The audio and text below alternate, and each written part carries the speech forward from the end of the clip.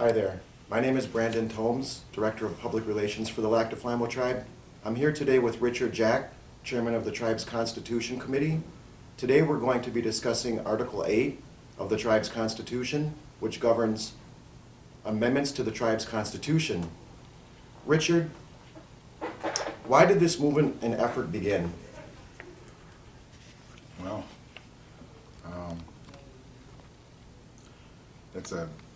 that's a good question, and I don't think you can really put a finger mark on it, but I think it really took off about 8 years ago now when we ran into several bad dealings for the tribe, and it put us on the brink of bankruptcy. So as a result of that, there was quite a community, there was an uprising, pretty much. And the people were demanding some changes, and that's where it began. As a result of those people that stood up and were wanting some change. And it was at that time that I made a decision and choice to become involved in reform, I guess, for lack of a better word. But then it evolved into something more than just reform. The first administration to run, was that 8 years ago, 6 years ago, after our big debacle with the boats and the bond issue, there was we formed the Constitution Committee, reformed it, because all the boards and commissions of the tribe were disbanded. And so they began the process of rebuilding. And they were asking for people to become involved in helping that process. So we thought that the people that currently got elected, a new leadership arose, and they ran on the ticket of reform.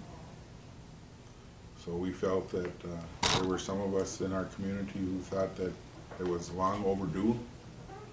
We have a canned document that was developed by the Bureau of Indian Affairs that doesn't incorporate any types of checks and balances within it. And it was developed more as an administrative tool for the federal government to deal with tribes.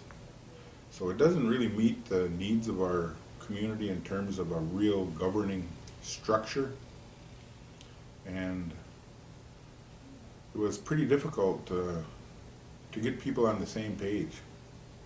We began an analysis of how we got to be in the particular situation that we were, and it was quite lengthy. There's a lot of federal policies that have been developed to make us into something that we are not, into the melting pot of the great American culture. And we've always been strong, trying to keep our identity and our culture alive, at least preserved, and to move towards reinvigorating it even. So there's a number of things that came out of the analysis. We had attempted to go through in a reform vote, and there's just so much mistrust and negative feelings in the community about leadership and where they can go. So we kind of took that to heart, and we started developing relationships with the council and an education process. We engaged with the Native Nations Institute and the Harvard Project on American Indian Economic Development, and have kind of embraced this concept of nation building, or more appropriately, rebuilding. And as a constitution, that is only one small piece of rebuilding a community. So we engaged with many other folks in our community who have influence and are taking a look at trying to resolve the social problems that accompany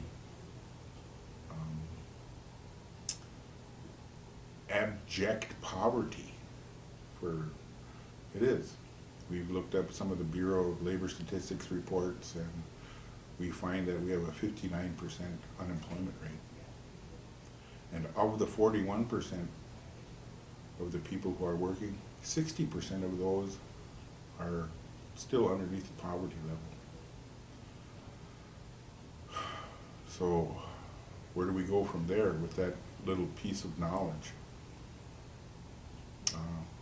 We, in our discussions with the Native Nations group and the Harvard people, we began moving towards separating politics and business. And there was still a lot of mistrust among our leadership and where they could go, because so many people have, as that old poem states, I think it's "the dish ran away with the spoon." And there was no due diligence process involved in any of our business dealings. And so we, first thing aboard Border of Business is we developed a 21-point due diligence checklist when we engage with anyone looking to do business with the tribe. Background checks, a whole range of things, financials, so that we don't fall prey to scam artists and all those folks who formerly presented themselves to the council. Now they go through a different process. So this was another check and balance that was instituted that I thought was incredibly important. And what we have found out over the last few years is that it actually freed up a lot of time for our tribal council to deal with some of the more pressing social issues in our community. And it kind of brings us here today, you know, so the whole process of nation building kind of centers around 4 key areas. One is sovereignty. That is suggestive of the idea that, you know, we can create a future for ourselves without interference from other folks. It's kind of the real simple explanation of what sovereignty means. And it came from real, no, I won't go into the historical things. We're trying to keep this short and sweet, so. I appreciate that. So the other element was centered around culture. And that was pretty important because as some of our master's students are beginning to learn that culture and cultural values are a strong, integral component to any community. And when you have a group of people that believe in the value systems of our nation, then you become self-regulating. And as a byproduct of that, you have harmony, you have people that make sound decisions. And I just wanted to kind of go through that, just a taste of what one of our MTAG students wrote for one of his classes, and it refers to those Ijwashwe Mishoma Sinaneg in Wajimo, those 7 teachings of our people. And here's what he shared with his class.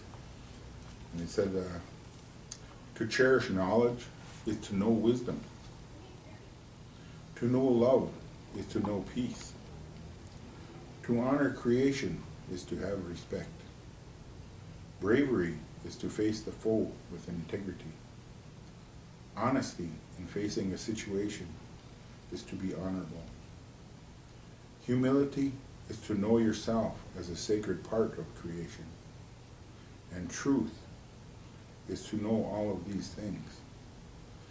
So as we move along, and with the help of our education project, we began this visioning of this 7th generation thought process, where we're going to have to take a look at the institutions, which was the next key element that is so tied closely with culture, and how our people develop and integrate those value systems into their being, so that you have a way of being in life that really enhances the meaning and purpose that you serve. And the last element was leadership. And it was interesting when we discussed with some of the folks from the Native Nation Institute and the Harvard people on how they viewed leadership developing in Indian country as something extraordinary. Because one of the key things that they've seen throughout Indian country is that leaders, one of the critical things that leaders do is they make themselves dispensable. And I thought that was really important, because what does that mean? That means they put all the hard work into developing these foundational things for the 7 generations to come. And it's an ongoing process. Each generation will have that thought process in their mind, that we don't just think of this time and our needs and our things right now. We have to think into the future on how we're going to best meet the needs of our people. So with those kinds of focus and areas around in this nation building concept, then it's where we started moving and engaging with a lot of people in the community. So the council got the committee going with the direction that they wanted to have a roadmap. What can we do that's sensible and moving us forward with change?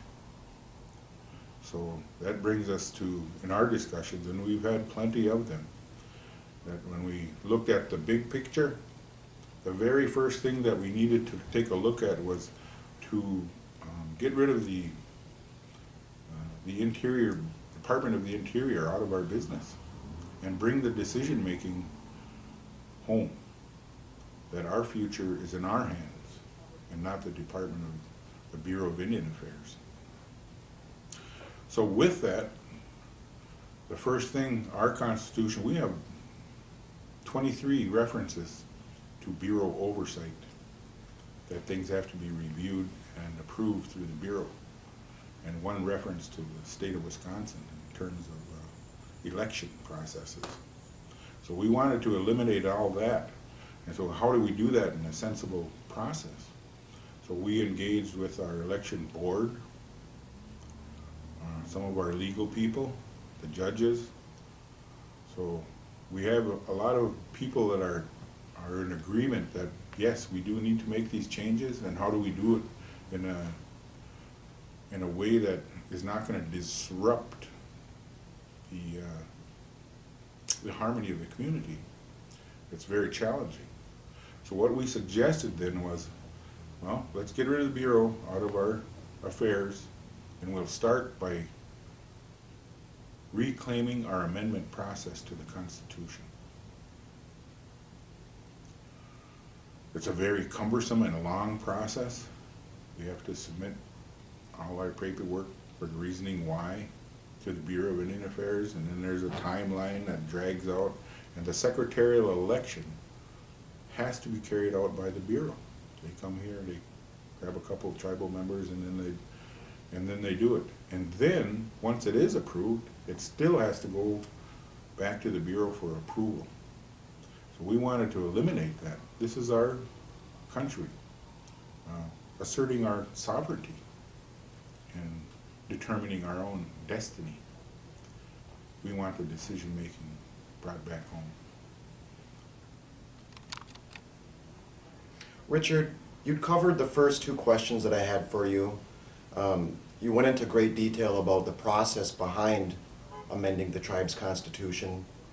And I want to ask you, why is it important to tribal members that this amendment happen? Yes, why is it important? In the current document that we operate under, our organic document, the Constitution, the Tribal Council is also the legislative body. They can enact rules and laws and ordinances, codes, whatever, without anybody's consent. Some of them they can send to a referendum if they're kind of unsure, but there's nothing in our Constitution that states that a referendum does in fact have to be held.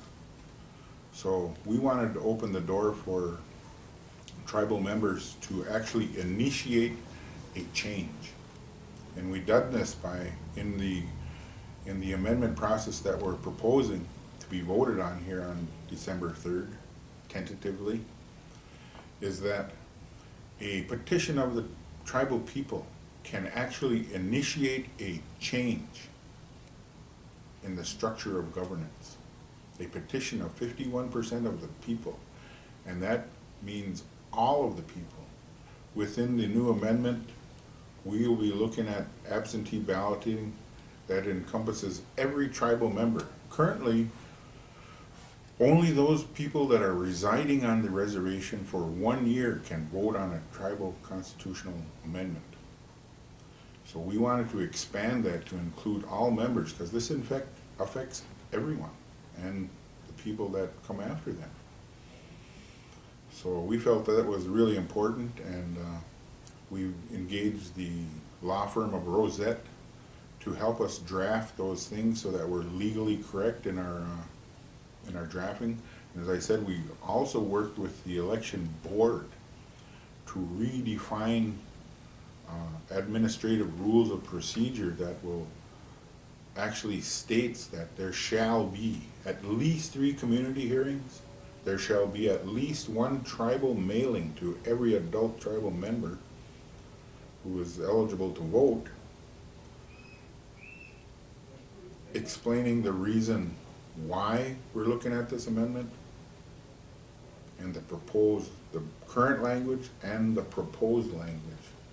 So we will have that kind of information process going on throughout, and we felt that was a pretty positive way. The other way that an amendment could occur is with an extraordinary consensus of a council. I believe we put in there like 9 members of the council had to agree that it was in the best interest of the nation to go ahead with a particular amendment. So that's what we're looking at right now, and we're working closely with the communication department to get a lot of material out in the community explaining this and the reasoning behind it. So we felt that that was important, and I was really glad, because we've been pushing for a communications department in our community for several years, and finally they just said we need to do this because it eliminates a lot of hearsay, speculation, innuendo, whatever. So I think they've been doing a spectacular job, and I want to commend them for their efforts. Thank you, Richard.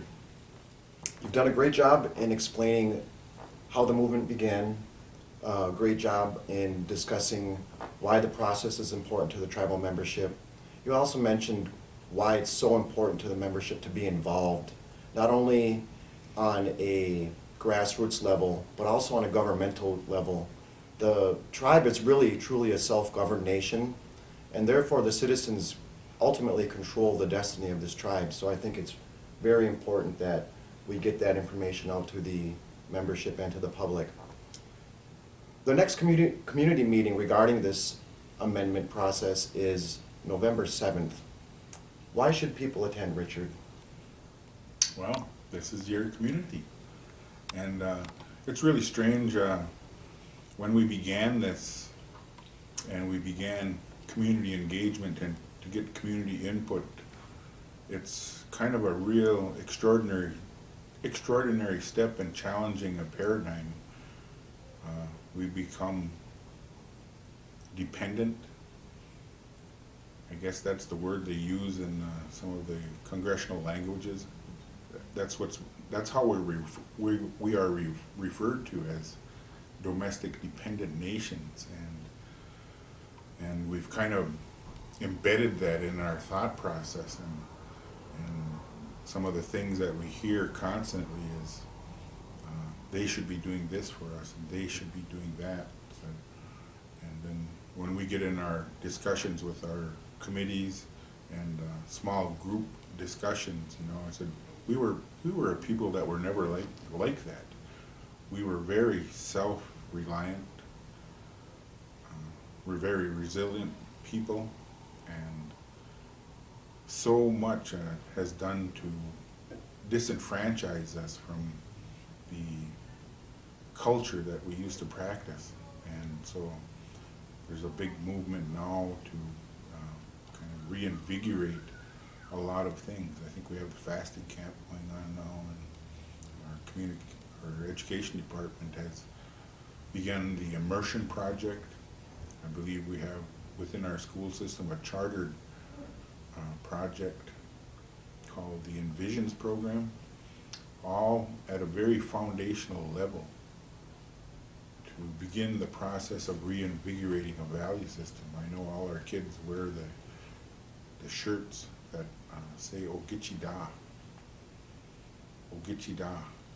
You know, I won't go into the historical ramifications of where that word came from, but I will say in our language, Shimaganish means that kind of almost, it's like a spiritual warrior. And they represented all those value systems, and they were the ones that were responsible for carrying on those traditions and the keepers of that kind of sacred knowledge that we call those 7 teachings.